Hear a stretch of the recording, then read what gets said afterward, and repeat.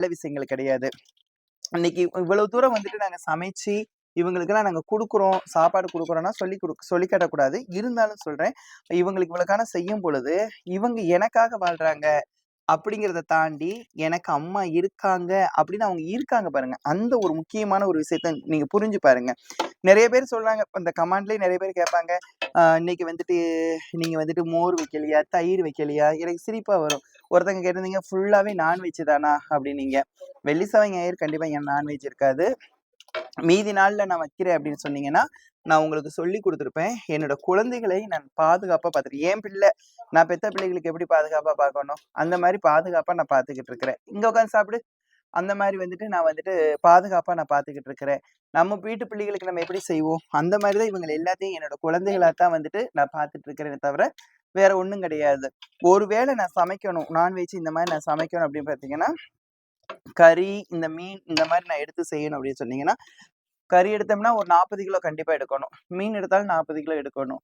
அப்படி எடுக்கும் பொழுது பார்த்தீங்கன்னா, எனக்கு அந்த சாப்பாட்டுக்கு மட்டும் ஒரு ரூ. 5000 இந்த கறி, இந்த சிக்கன், இந்த மீனுக்கு ஆகும். அதுக்கப்புறம் சாப்பாடு, அந்த மேல் செலவு இதெல்லாம் பார்த்தீங்கன்னா, ரூ. 6000க்கு மேல ஆகும் ஒரு வேளைக்கு.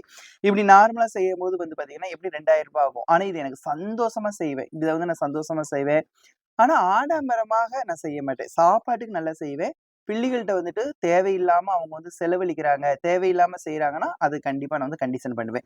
இப்ப நான் ஒரு ட்ரெஸ் எடுக்குறோம் அப்படின்னு சொன்னீங்கன்னா கூட, ஒரு ரூ. 150லிருந்து ரூ. 200க்குள்ள ஒரு டீ ஷர்ட் எடுத்துக்கிடுவோம். ஒரு ட்ராக் ஷூட் எடுக்கோம்னா, ஒரு 200 டூ 300க்குள்ள எடுத்துக்கிடுவோம்.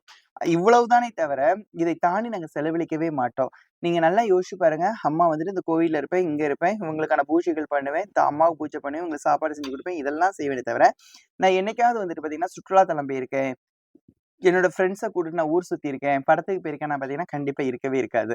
ஏன்னா, நம்மளோட வாழ்க்கையில நம்ம ஒரு இலக்க நோக்கி ஓடிக்கிட்டு இருக்கோம். அந்த இலக்க நோக்கி ஓடிக்கிட்டு இருக்கும்போது, கண்டிப்பாக நீங்களும் உங்க இலக்க நோக்கி ஓடுங்க. அதுல எதையுமே கண்ணுக்கு தெரியாது. உங்களோட பாதை இதுதான்னா, அதுல போய்க்கிட்டு இருங்க. நீங்க வெற்றி பெற்றுருவீங்க. கடன் இருக்குதுன்னா, நம்ம தேவைக்கு நம்ம வாங்கியிருக்கோம். இந்த கடன வாங்கி ஒண்ணும் நம்ம வந்து ஒரு அனாதை பிள்ளைய படிக்க வைக்கலையே! ஒரு இனம் புரியாத ஒருத்தங்களுக்கு போய் நம்ம ஹாஸ்பிட்டல்ல போய் நம்ம உதவி பண்ணலையே!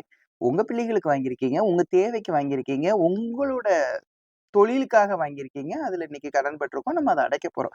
அத அத மனசுல வச்சுட்டு அதுக்கு அடுத்த ஸ்டெப்புக்கு வாங்க. இன்னும்